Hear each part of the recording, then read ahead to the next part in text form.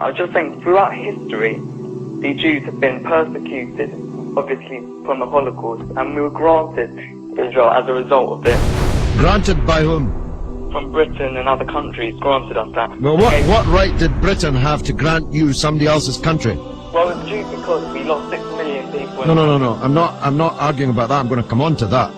What right did Britain have to grant you somebody else's country? Well, they were basically gave us because of the But they gave you somebody else's country. That's the point I'm making, Alex. Can you deal with it? Britain granted you somebody else's country. I'm asking you, what right did Britain have to grant you somebody else's country?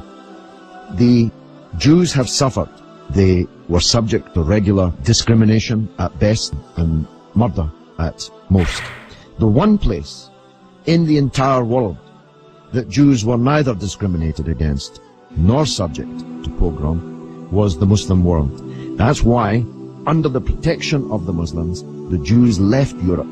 Palestine, that was wiped off the map when Britain granted you somebody else's country, had Jews living side by side with Christians and Muslims for century upon century without the slightest trace of discrimination or violence or pogrom. So, what's happened is that Christian anti-Semitism in Europe, which massacred 6 million Jews in the greatest crime in human history, was paid for not by the Christian countries of Europe that either practiced or turned a blind eye to that anti-Semitism, but was paid by the very people who were completely innocent of that Holocaust, who had never persecuted the Jews, who had never pogromed the Jews.